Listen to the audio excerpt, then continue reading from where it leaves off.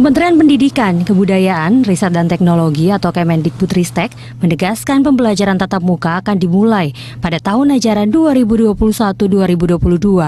Sebagaimana telah dijelaskan pada Surat Edaran Resmi Nomor 4 Tahun 2021 terkait penyelenggaraan pembelajaran tatap muka. Selama pembelajaran tatap muka terbatas dilakukan, para mahasiswa, dosen, dan tenaga pendidik untuk tetap mematuhi protokol kesehatan COVID-19 seperti memakai masker, mencuci tangan, menjaga jarak, menjauhi kerumunan, dan mengurangi mobilitas. Ini dilakukan agar dapat meminimalisir lonjakan kasus COVID-19. Selain tetap mematuhi protokol kesehatan, perguruan tinggi juga harus menerapkan sistem blended learning. Pembelajaran tatap muka juga disesuaikan dengan level pemberlakuan pembatasan kegiatan masyarakat atau PPKM sesuai instruksi Menteri Dalam Negeri. Mahasiswa dari luar daerah atau luar negeri wajib memastikan diri dalam keadaan sehat, melakukan karantina mandiri selama 14 hari dengan perubahan kebijakan baru pemerintah menjadi 5 hari atau melakukan tes usap sesuai protokol yang berlaku di daerah setempat. Kemudian perguruan tinggi juga harus memprioritaskan kesehatan baik dosen, mahasiswa, tenaga pendidik maupun warga sekitar. Tim Liputan Berita 1. Ya, mengembalikan mahasiswa ke kampus untuk perkuliahan tatap muka tidak semudah menggelar pertemuan tatap muka terbatas di tingkat TK hingga SMA. Kehidupan di kampus yang jauh lebih kompleks membuat risiko penularan COVID-19 juga lebih tinggi. Tapi berbagai hal perlu disiapkan hingga pengaturan protokol kesehatan. Lalu sebenarnya sudah sejauh mana perguruan tinggi kita siap menggelar perkuliahan tatap muka? Nah, untuk membahasnya sudah bergabung bersama dengan kami Ketua Umum Majelis Rektor Perguruan Tinggi Negeri Indonesia, ada Prof. Jamal Wiwoho. Prof, apa kabar?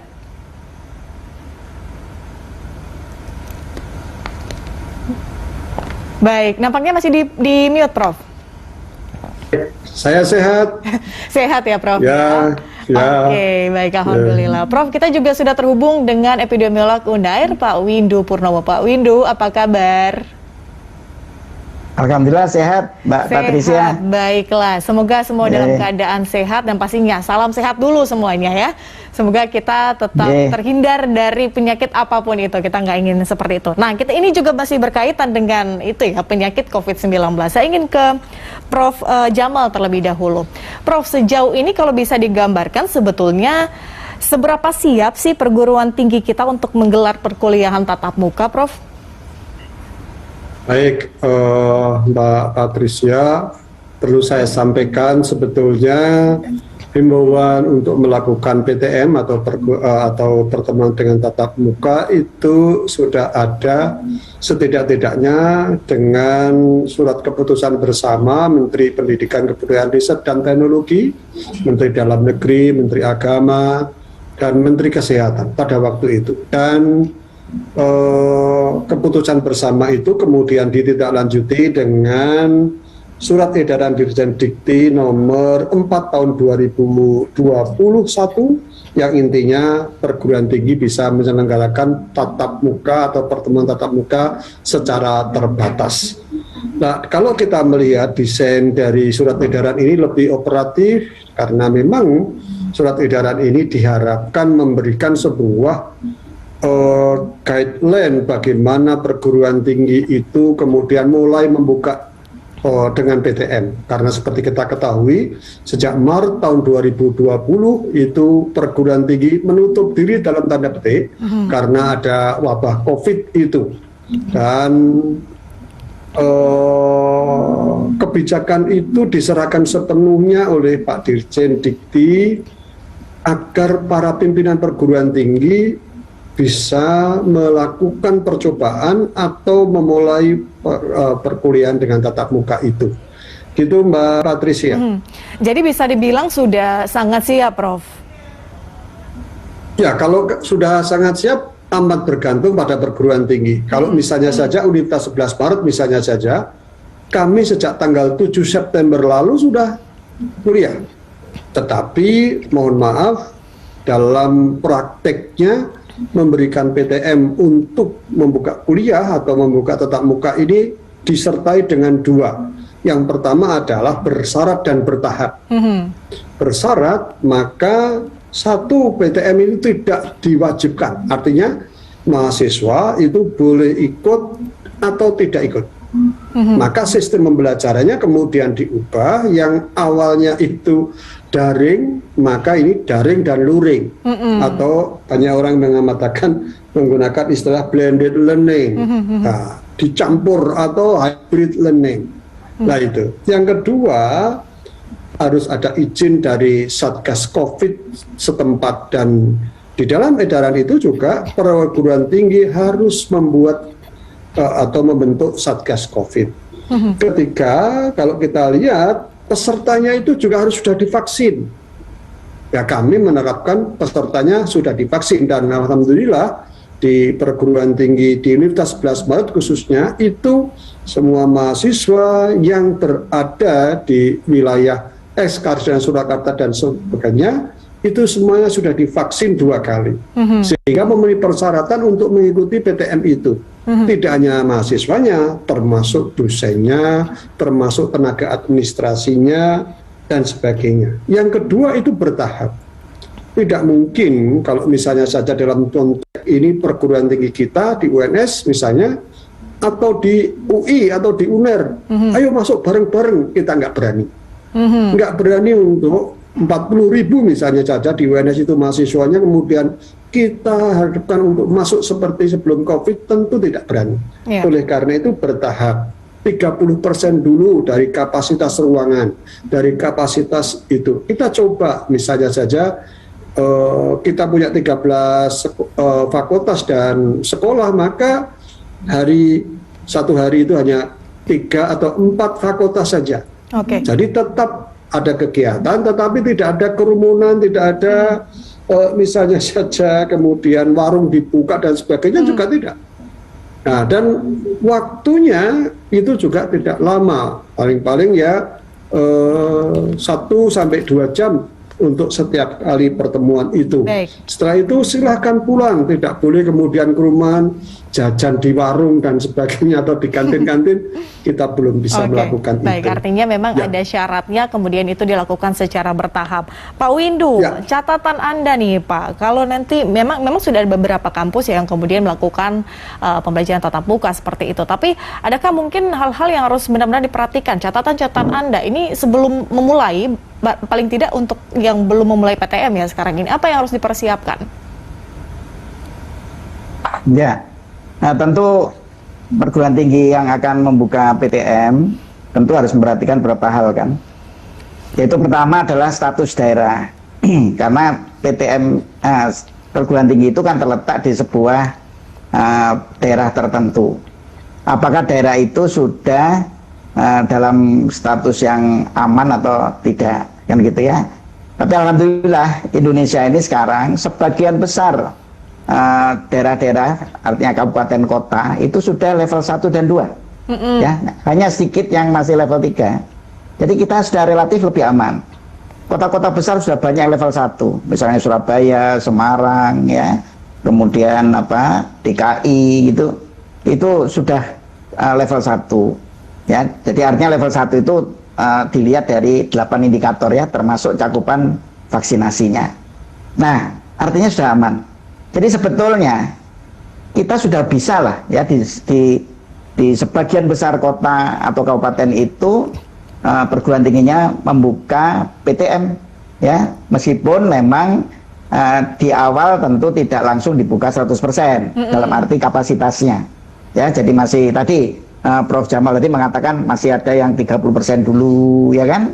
Paling tidak 50% lah ya, paling tinggi sementara ya di awal. Kemudian nanti secara bertahap naik gitu. Tetapi yang paling penting adalah bagaimana sivitas akademika itu sudah terlindung atau tidak gitu. Ya, terlindung itu dilihat dari status vaksinasinya. Jadi seharusnya sivitas akademika di mana perguruan tinggi ini sudah melaksanakan PTM ya, meskipun hybrid ya, hybrid sebagian masih daring ya, tapi sebagian sudah bisa luring ya. Ini sudah harus divaksinasi 2 dosis lah. Ya, terutama mereka yang lansia itu tidak bisa ditawar. Ya, jadi yang lansia kan ini banyak dosen ya, para profesor ya. Itu yang lansia yang sudah di atas 60 tahun, 60 tahun ke atas. Ya. Dan ini mutlak ini. Harus mereka jadi para tenaga kependidikan dan para dosen itu harus 100% sudah 2 dosis. Ya, 2 dosis vaksinnya. Kalau ada yang belum, maka mereka diminta untuk tidak mengajar dulu di kampus. Tetap bisa, kan masih hybrid juga. Bisa lewat online di rumah. Ya, yang belum divaksinasi. Kan ada juga para dosen yang mungkin tidak eligible untuk divaksinasi ya, karena kondisi dia punya penyakit penyerta yang oleh dokter tidak boleh divaksinasi. Ada itu. Tapi itu sangat sedikit.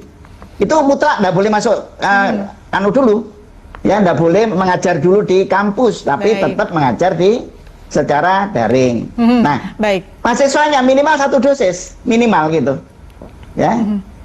Itu Mbak. Berarti soal vaksinasi ini juga yang akan kita bahas di segmen selanjutnya. Pemirsa, tetaplah bersama kami, langsung segera kembali usai jeda.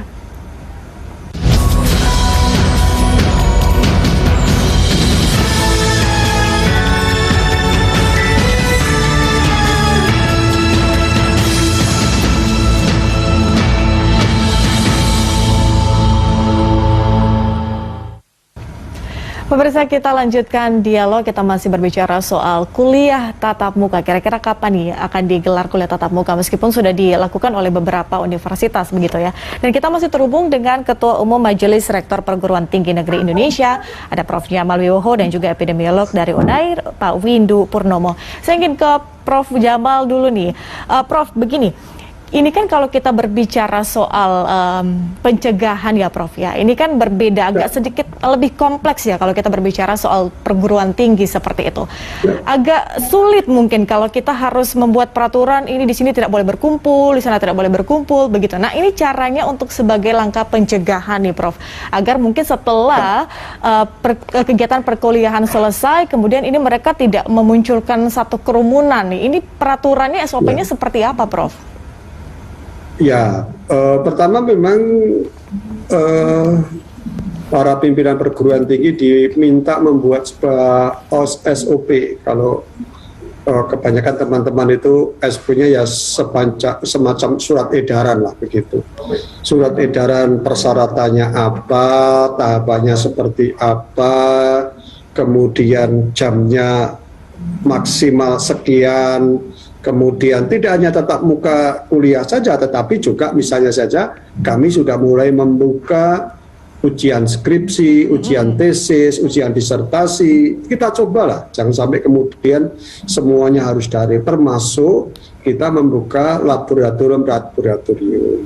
Kegiatan-kegiatan yang memungkinkan untuk bisa dilakukan secara luring, dilakukan secara luring, tetapi tetap pada protokol kesehatan, misalnya saja tidak boleh berkerumun, misalnya saja kemudian bagaimana kemudian kita semuanya harus menyiapkan hand sanitizer, kemudian pengukur suhu dan sebagainya, termasuk apa yang disampaikan oleh Pak Windu Purnomo tadi bahwa harus sudah ada keterangan, misalnya saja sudah divaksin, termasuk di dalamnya kalau kita ini menggunakan aplikasi Peduli Lindungi.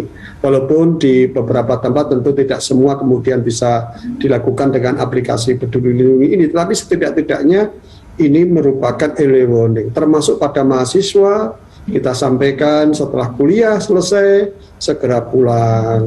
Kemudian tugas-tugas yang lain, saya rasa dengan adanya model hybrid sistem di dalam pembelajaran ini, akan memungkinkan efektivitas dan efisiensi, karena memang di sana sini masih kalau saya mengatakan daring itu sesuatu pilihan yang terbaik daripada sama sekali tidak kuliah. Tetapi kalau memungkinkan untuk bisa kuliah kemudian luring tanpa kemudian membuka kampus itu tidak menimbulkan satu klaster baru penyebaran atau klaster baru COVID karena buka kampus, ini kan yang kita harapkan. maka pelan tapi pasti dengan hitung-hitungan termasuk di dalamnya manakala kita membuka kampus, kemudian ada yang kena, ya dihentikan sementara dulu. Maka kegiatannya harus ada testing, tracing, dan treatment yang bagus. Oke. Nah, kita sangat berharap dengan pembukaan kampus ini, dunia akademik kampus bisa bergerak dengan luas dengan baik kembali, tetapi kita cegah tidak boleh ada klaster baru dengan PTM itu. Oke. Pak Windu, kalau misalnya ada case di mana terjadi atau ada ditemukan temuan kasus begitu di universitas-universitas atau perguruan tinggi, rekomendasi Anda sebagai epidemiolog seperti apa tindak lanjutnya, Pak? Apakah memang langsung dihentikan kuliah tatap mukanya, atau mungkin tetap menerapkan blended learning, atau mungkin malah lebih baik kalau daring pembelajarannya? Seperti apa, Pak? Ya. Pak Windu, suaranya masih di-mute, Pak. Beginilah kita tantangannya kalau kita ini virtual ya. Bisa. Oke. Saya bisa didengar nggak? Iya, sudah bisa silakan Pak Windu. Bisa didengar nggih? Bisa. Ya, nggih. Ya. Jadi kalau ada kasus positif, itu belum tentu itu adalah klaster. Ya kan? Jadi kalau ditemukan misalnya ada satu kasus positif ditemukan di sebuah kampus. Ya siapapun itu ya, apakah itu mahasiswa, tenaga pendidikan atau dosen, ya itu belum tentu. Itu kan kalau satu pasti bukan klaster, ya kan? Klaster itu adalah kalau lebih dari satu dan related. Related itu artinya 2 orang atau 3 orang atau lebih, ya itu tertular karena ya tadi karena penularan yang ada di kampus tadi. Jadi misalnya kebetulan ada 2 orang, si A dan si B, ya dia sama-sama positif, itu belum tentu klaster juga kalau si A dan si B itu sifatnya independen, sama-sama tertularnya dari luar.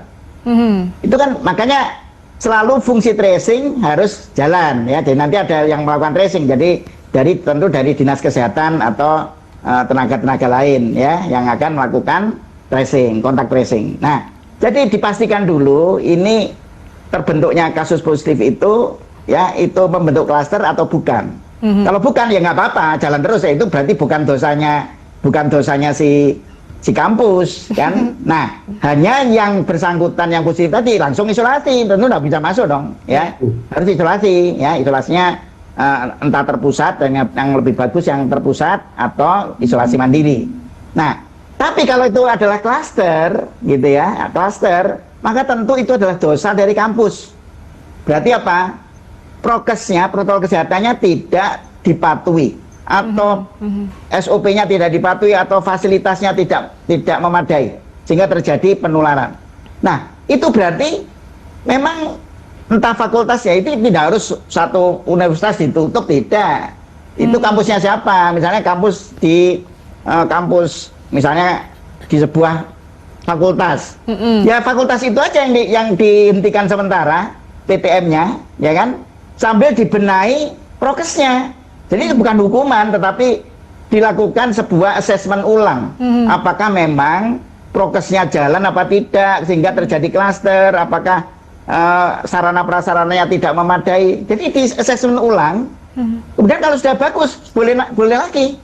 Jadi per fakultas, dan tentu kasusnya ya, sendiri harus diisolasi. Ya, jadi jangan kemudian satu universitas ditutup, ngapain gitu kan? Kalau terjadinya hanya di fakultas tertentu yang dalam lokasi tertentu, ya lokasi atau komunitas itu aja yang dihentikan sementara kegiatannya. Nah, jadi gitu yang kita lakukan. Makanya karena itu surveillance tetap harus dilakukan dengan baik, ya. Surveillance perilaku, jadi artinya bagaimana protokol kesehatan ini dilakukan dengan baik. Enggak, makanya sebuah universitas harus punya satgas. Setiap fakultas harus punya satgas untuk memantau ini perilaku, ya, dari para sivitas, apakah mereka mematuhi protokol atau tidak, sarana prasarana masih bagus apa tidak, jangan-jangan ada tempat cuci tangan yang macet, tidak keluar airnya, lah itu ya dipantau gitu. Nah, diperbaiki. Kemudian juga surveillance kasus terus menerus yang berbasis risiko, begitu ada yang punya gejala langsung di testing gitu. Jadi jangan ada yang punya gejala dibiarin gitu, ya, langsung dites, ya. Dan kemudian kalau memang positif, lah nanti di tracing. Kalau ada klaster, Ya, nanti berarti harus ada penutupan sementara untuk asesmen Berarti ulang. memang Dan seterusnya, dan seterusnya.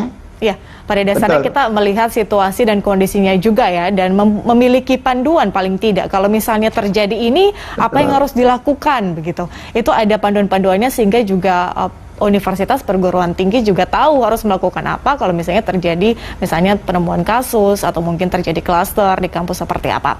Baik, Prof. Jamal dan juga Pak Windu, kita masih ada satu segmen terakhir. Pemirsa tetaplah bersama kami, Landstalk segera kembali usai jeda.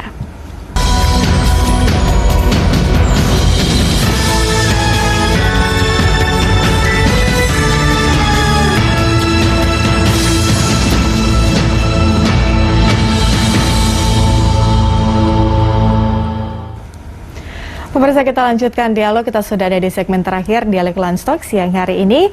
Prof. Jamal dan juga Pak Windu, kita lanjutkan. Saya ingin ke Pak Jamal, ke Prof. Jamal terlebih dahulu. Prof, kalau sejauh ini kalau kita berbicara soal kendala gitu ya, Prof, sudah ada beberapa universitas yang kemudian menggelar tatap muka. Tapi kalau untuk mereka mungkin yang baru akan memulai pembelajaran tatap muka ini, ada tidak sih sebetulnya kendala-kendala yang dihadapi dalam persiapan? Apakah mungkin dari sisi mahasiswa atau mungkin dari dosen, pengajar, atau mungkin dari infrastruktur yang mungkin kurang memadai, atau apa sih, Prof, yang menjadi kendala?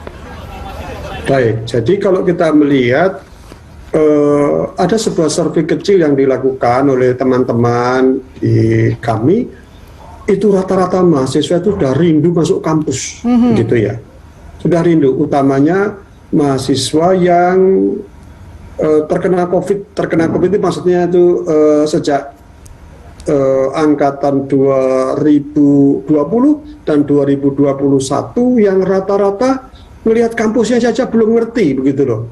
Maka dia rindu untuk ayo dong masuk kampus dong, ayo mulai PTM kira-kira itu. Yang kedua, kalau kita melihat ya ada sebagian dosen yang asik dengan kuliah daring begitu ya, di rumah tinggal di depan di depan laptop itu sudah nyaman gitu, nggak perlu ke kampus, gajinya tetap lah misalnya begitu ya. Nggak dipotong ya. Nggak dipotong, nggak ada transport lah dan sebagainya. Di samping itu memang ada dosen-dosen yang usianya di atas 55 ini kan sudah mulai rentan dengan tertular dan sebagainya, dia malah khawatir begitu ya. Khawatir kalau ada PTM, ya udahlah kayak gini aja belum bagus katanya begitu. Nah, tentu kita ini akan mencari sebuah solusi yang terbaik bagaimana PTM itu bisa jalan, tetapi seperti apa yang disampaikan Pak Windu Purnomo tadi, bahwa jangan sampai PTM kita buka kemudian menimbulkan klaster baru, menimbulkan peningkatan COVID. Dan tadi itu sudah saya sampaikan, bertahap itu memang ya tahapannya 30, 40, 50 disesuaikan dengan misalnya PPKM misalnya saja.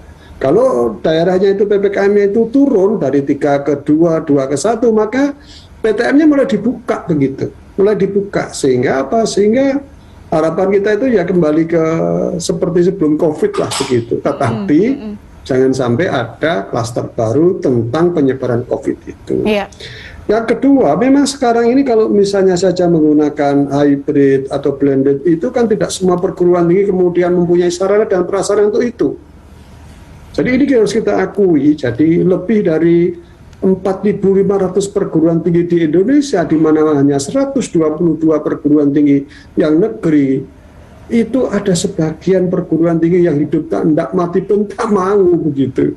Sehingga menyesuaikan dinamika ini juga sulit. Nah, dinamika ya karena apa? Dengan adanya COVID ini, mau tidak mau, suka tidak suka, kecanggihan teknologi informasi itu bisa digunakan sebagai sarana untuk berkomunikasi dengan para mahasiswa. Sehingga apa? Sarana prasarannya harus baik, internetnya baik, duitnya atau vouchernya ya harus ada, ya semuanya kompleks. Kalau satu saja tidak terpenuhi, maka efisiensi dari pembelajaran itu tidak mungkin bisa. Misalnya saja soal internet saja sering mati-mati. Nah, kemudian, ya kalau udah internetnya udah nggak sampai ya, walaupun sampai di atas gunung pun juga sulit kan begitu. Nah, ini masalah yang cukup serius. Baik, Prof. Kita harapkan pastinya tadi kendala-kendala yang kemudian sedang dihadapi atau nanti akan dihadapi itu dicarikan solusinya agar kemudian tercipta satu environment kuliah tatap muka benar-benar memberikan satu kenyamanan begitu ya untuk semua pihak, baik itu mahasiswa maupun juga untuk dosen. Terakhir Pak Windu, silakan sebagai kesimpulan, rekomendasi, closing statement juga dari Anda. Apa yang harus menjadi perhatian dari semua stakeholder yang nantinya akan berpartisipasi saat kuliah tatap muka ini dijalankan? Singkat saja Pak Windu, silakan.